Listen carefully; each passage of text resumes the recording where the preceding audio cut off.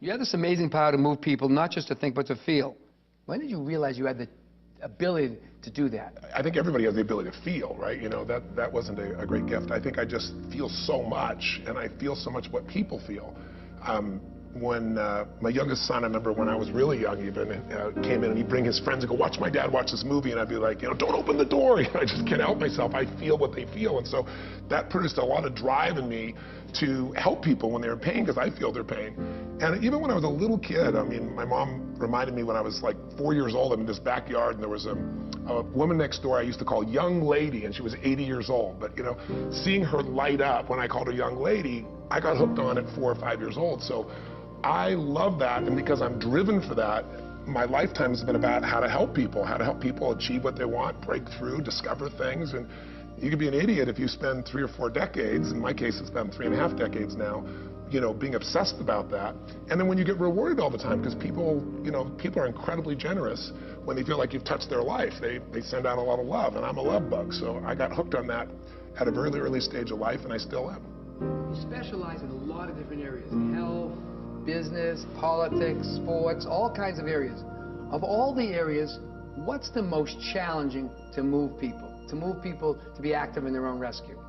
It's a great term, active in their own rescue. You and I both have some history with that one. Right. Going down the Colorado River. Right. It's a whole other story.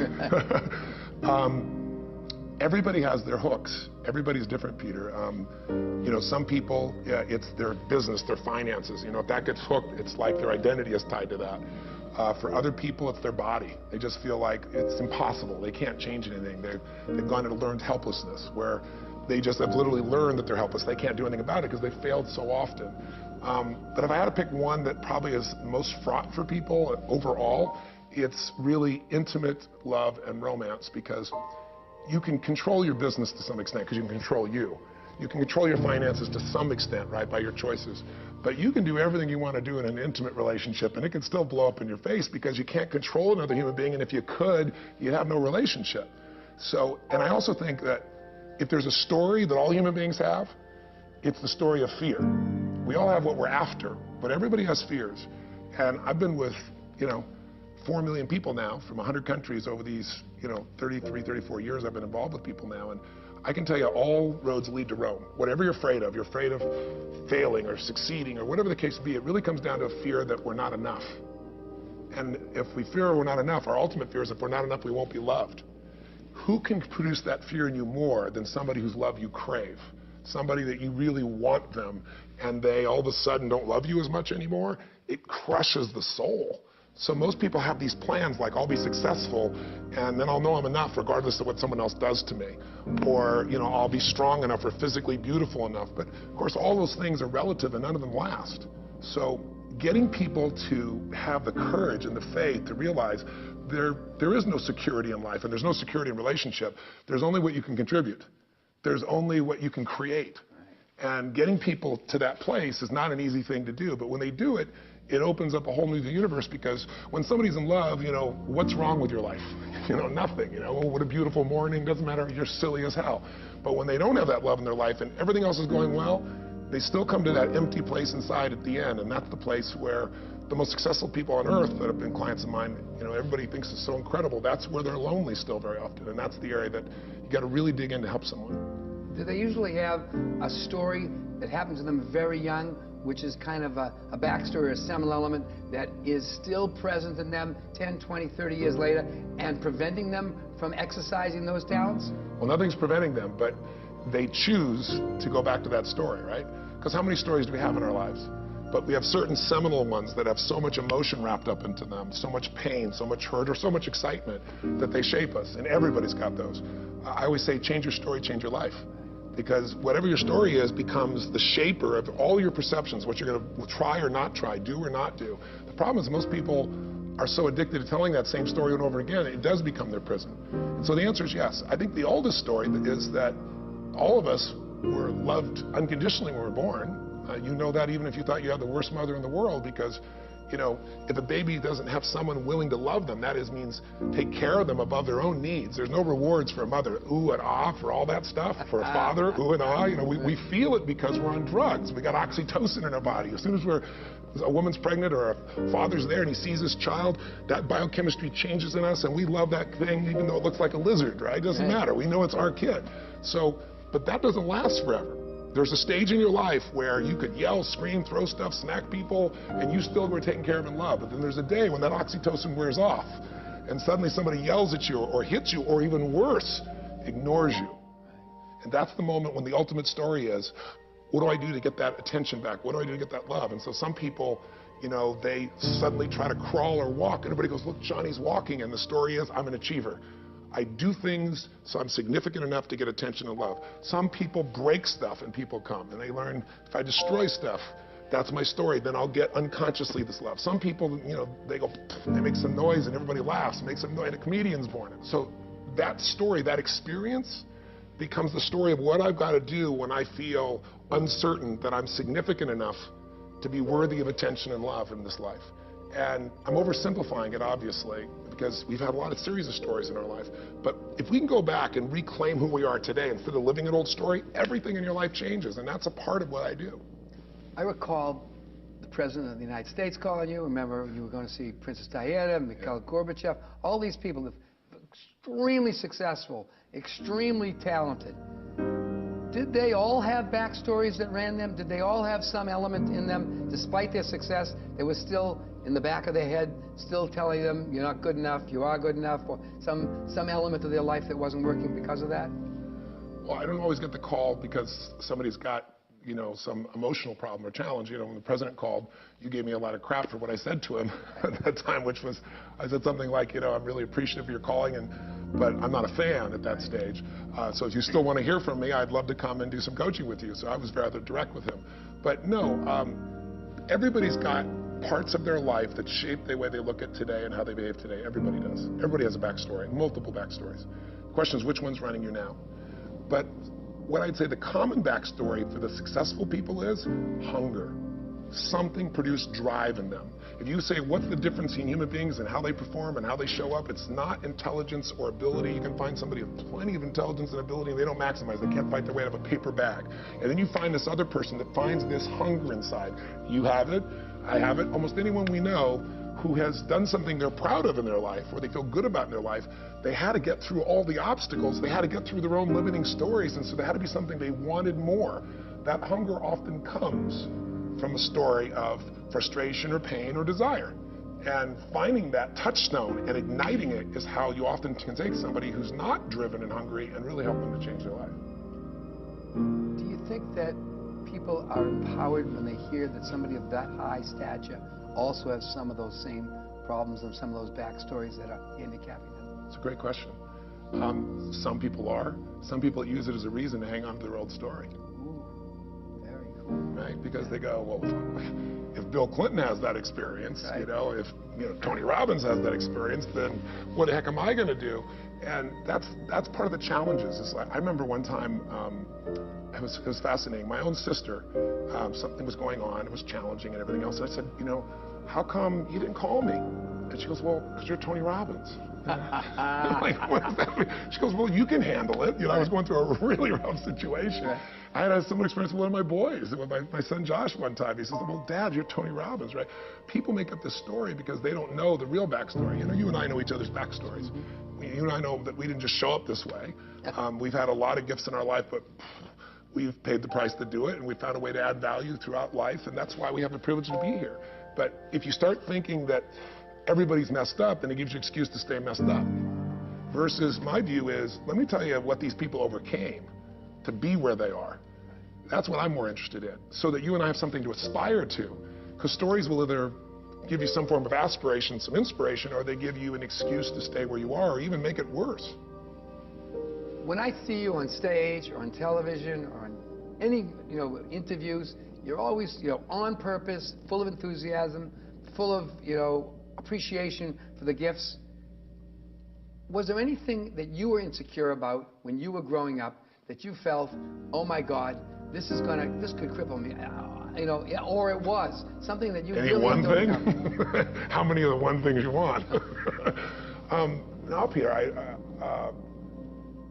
I have trained myself with certainty not just with stories, by focusing on when I did succeed and building those stories, but honestly by building into my body that certainty physically, like driving it in myself. I had so many fears. I mean, I had minestrone soup acne on my face in high school. I didn't feel attractive. I was 5'1" my sophomore year in high school. That's a scary thought. Isn't it? That's a scary thought. I grew 10 inches in a year. Well, the next guy that met you a year later, that's a scary thought, too. Well, what's a scary thought? You know, I was with you when I found out, you know, I had a tumor that made me grow like that, and I had no idea. So, you know, you go from 5'1" to 6 foot, 6'2", now 6'7". People say, what's the difference? I always say personal growth, right? But it was a lot of personal growth, right? I mean, like, not only physically going through, but what I went through mentally and emotionally to make that happen. And so I was the little guy. I wasn't that strong. I had quite a mouth. I wouldn't take squat from anybody. And like, senior guy come to me and get in my face. But I had a mouth on me, wouldn't take it, but I was slow and not that strong. I had a good combination, right?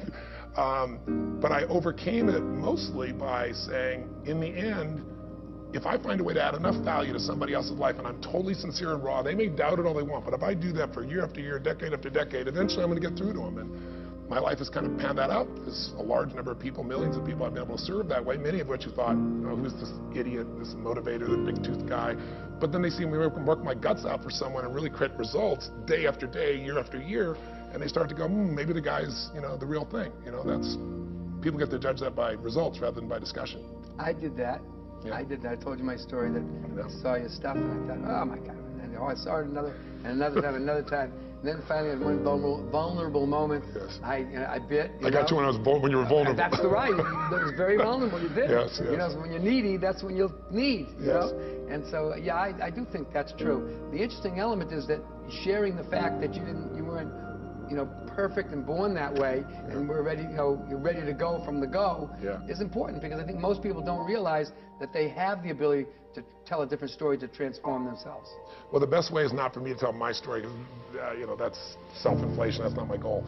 My goal, as I think you know, is to show people actually making that change happen. You know, when I do a film and you see this person stand up and they're suicidal, and then you watch them turn around, and then the people do the follow-up 3 years later, 5 years later, and you see this person's life still changed.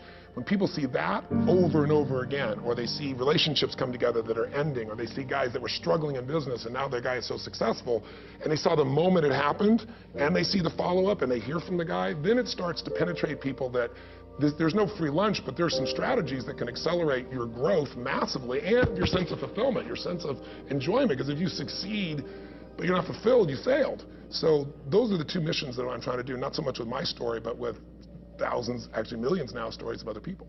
Well, as a storyteller, one of the magic things that I watched you in the audience that I learned from you was that you're a great story listener. In other words, the idea is that you don't just hear people, you get people. And when people feel that they're gotten, that they're really heard in that unique way, empathetically, they engage in a different way. Yeah. Is that a talent that you learned, or you just felt you had, or did you really work on it, or was it something that you perceived? And how important is that skill in creating a relationship that is successful? Well, I'll answer your last question last. A lot of questions there. How important is it to be able to really listen? I mean, I think communication is hearing what's not being said. And if you don't have that and all you do is take the words, you're going to have a disastrous intimate relationship.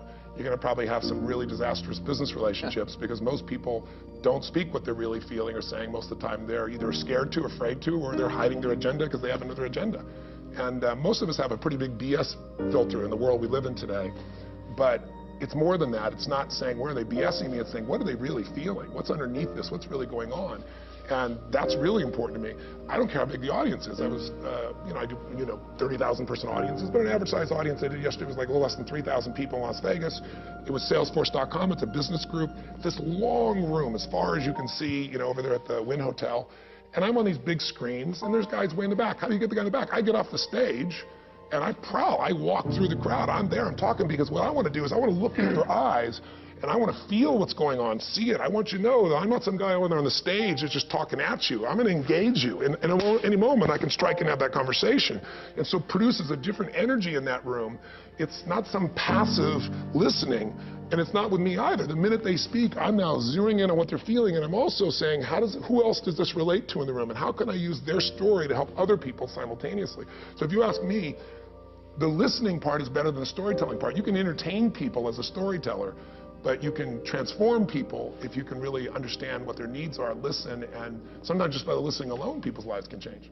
When you're on stage, or when you're coaching people directly, how important is it to really be interested in who you're talking with, as opposed to being interesting in telling a story?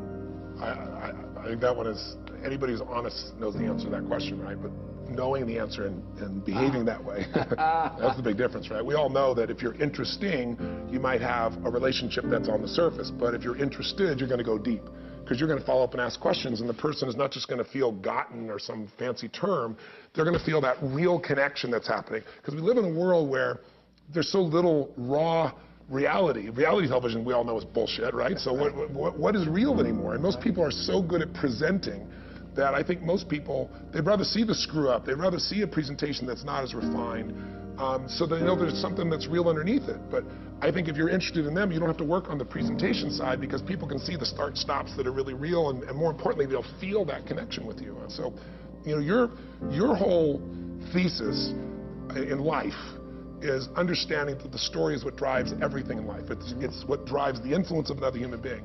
But the understanding of that person's story is more important than your ability to formulate your story. That's why I think in your book, one of the most valuable things, Peter, is the backstory. Because sometimes you can find that backstory in advance, sometimes you can't. Right. But if you're watching and listening and asking questions, the backstory will show up right in front of your eyes if you're engaged with that person. If you've got some rehearsed little talk you're going to do, you're going to be in your head instead of being here. I call it uptime. If you're in uptime, I'm in you. Now, to do that, I have to know enough things and have a large enough bank account of things I've investigated or I understand or I've talked about, that I don't have to worry about what I'm going to say. I've got so many, like you've got so many life experiences, that I have a good idea of what I want to talk about, but then when we get here, it changes. When I was at this seminar the other day, I had this whole thing I designed, and I'm nuts. I think things through, I design it, and then I never do what I've designed. My team, it's the big joke. You drop the script. I drop the script because when I step out there, I'm here and go, nope, that's not what's needed right now. And that's also why I'm never bored. I'd be bored out of my mind if I was 33, 34 years doing this stuff and I was doing the same stuff. I've got pieces I know work, stories or examples, and I might even plan to use it, but when I get out there, I could see, nope, it's something else. And so it becomes art and alive instead of some devoid, you could have a tape recorder otherwise and just do this, right? Well, you know, it's great. You said the whole thing. You have to prepare ferociously. And then you're going to drop your script, because you want the spontaneity, you want the aliveness, you want the eccentricity of things happening. Yeah. But when you see somebody telling their story and you're decoding it, or they're a business person, if they're not authentic, does it shine through no matter what they say? Well, I'd love to say yes, but I know I've gotten the wool pulled over my eyes, so that would be a lie. But I would say most of the time at this stage of my life, I'm pretty good at that. And I think most of us are. Only because, unfortunately, we've all been disappointed so many times that we have a little part of ourselves that's like, it's all BS. And unfortunately, that can become a filter to you not actually seeing somebody, experiencing somebody, because you have all your presuppositions, right, that are running your life instead of being here now. But I'm a little bit more trusting, so I'd probably stay with it a bit longer. And I've had so many people, you know, make up a story about me who never met me, because also my style. I talk rapidly, and that's just me. I'm passionate. You know, you and I get together, it's like bam, bam, bam, bam, bam. You know, other people stand around and watch the two of us when we go have lunch or we'll go to the house or go skiing or whatever. And so I love that. I love the speed of our interaction because my brain works so fast. So some people don't trust that. It's fast-talking salesman is their metaphor for it, as opposed to a passionate son of a something, you know, which is what I really am. You're an authentic son of a bitch. I love you. Thanks a lot. Love you so much, Steve.